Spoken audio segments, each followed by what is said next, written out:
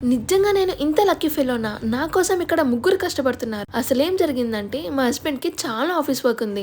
అందుకే నాకు కావాల్సిన సామాన్లన్నీ ముందుగా తెచ్చిచ్చేసి, ఇంక నన్ను డిస్టర్బ్ చేయకండి నాకు చాలా ఆఫీస్ వర్క్ ఉంది అని చెప్పేసి వెళ్ళిపోయారు. సరే ఆల్రెడీ లాస్ట్ ఇయర్ చేశాం కదా! సేమ్ ప్రాసెస్ ఫాలో అయ్యి అమ్మవారిని రెడీ చేద్దాం అనుకున్నా. కిందన పెట్టిన ప్లీట్స్ అండ్ డ్రేపింగ్ పర్ఫెక్ట్ వచ్చాయి. కానీ పై పార్ట్ అస్సలు నేను సాటిస్ఫై అవ్వట్లే.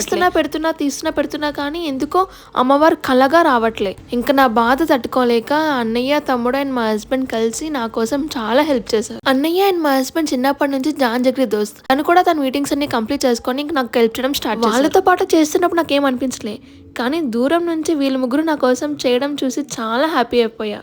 టైం కూడా 11:30 అవుతుంది. అయినా కూడా మా వర్క్స్ అవుతూనే ఉన్నాయి. సరే ఇంకా వాళ్ళు ముగ్గురు చూసుకుంటున్నారు కదా, ఇంక అందరూ ఒకే దగ్గర ఎందుకు అని ఇంకా నేను కిచెన్ లోకి వెళ్ళిపోయి నెక్స్ట్ డేకి కిచెన్ మొత్తం క్లీన్ చేసుకొని పూజ కావాల్సిన నైవేద్యాల కోసం ముందుగానే సోక్ చేసి పెట్టి అండ్ నెక్స్ట్ డేకి యూజ్ చేయాల్సిన ఇంగ్రీడియంట్స్ అండ్ పూజ సామాన్లు కూడా రెడీగా పెట్టుకున్నా. నెక్స్ట్ డేకి హరీబరీ అవ్వకూడదని. ఇలా నా వర్క్స్ ని కంప్లీట్ అయ్యాక మళ్ళీ తన లాగిన్ వర్క్ కంప్లీట్ చేసుకున్నారు. అండ్ నెక్స్ట్ డే అమ్మవారిని ఇలా రెడీ చేసాం. అండ్ అన్నయ్య కూడా చాలా హెల్ప్ చేశారు. ఏ పూజైనా మా మామయ్య గారు కలిసి చదువుతారు, నేను మా హస్బెండ్ పూజ చేసేవాళ్ళం. బట్ ఈసారి మా హస్బెండ్ కి ఆ టైం కూడా దొరకలేదు. నేను ఒక్కరిదాన్ని పూజ చేశాను.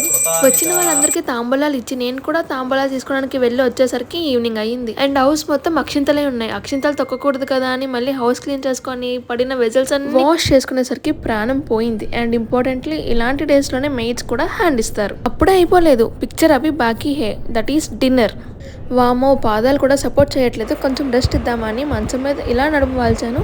కిచెన్ నుంచి సౌండ్స్ వస్తున్నాయి. టైం కూడా 9:40 అయిపోతుంది. సరే వీళ్ళు ఏం చేస్తున్నారో చూసి వద్దామని కామ్గా వెనక నుంచి వెళ్తున్నా. And see what they are doing, they already started cooking.